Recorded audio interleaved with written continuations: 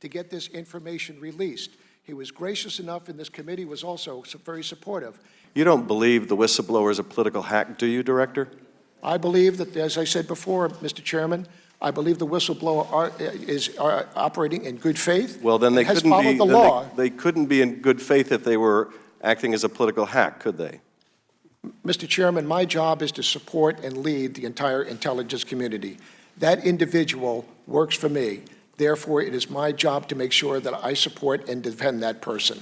You don't have any reason to accuse them of disloyalty to our country or suggest they're beholden to some other country, do you? Sir, absolutely not. I believe that the whistleblower followed the steps every step of the way.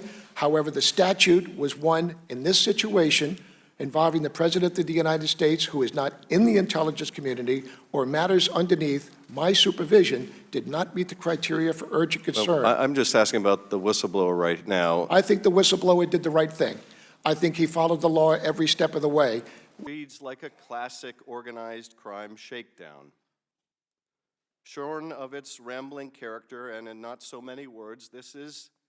Can we at least agree that the Inspector General made a sound conclusion that this whistleblower complaint was credible?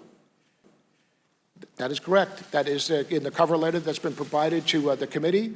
I believe that's also made public, the decision and the recommendation by the Inspector General that, in fact, the allegation was credible. Can we also agree that it was urgent that if the President of the United States was withholding military aid to an ally, even as you received the complaint, and was doing so for a nefarious reason, that is to exercise leverage over the President of Ukraine to dig up manufactured dirt on his opponent, can we agree that it was urgent while that aid was being withheld?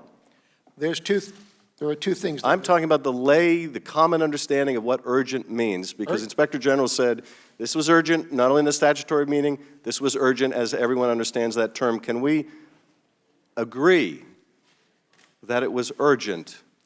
It was urgent and important.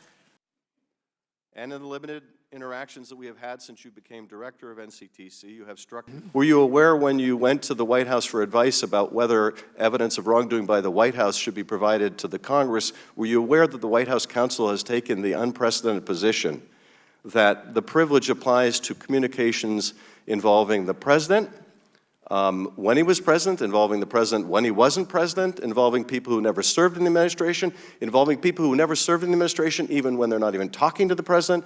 Were you aware that that is the unprecedented position of the White House you went to for advice about whether you should turn over a complaint involving the White House? Mr. Chairman, as I said in my opening statement, I believe that everything here in this matter is totally unprecedented. They would have pursued this matter with a quiet, sober inquiry, as we do for all whistleblowers. But that would have been useless for them. They don't want answers. They want a public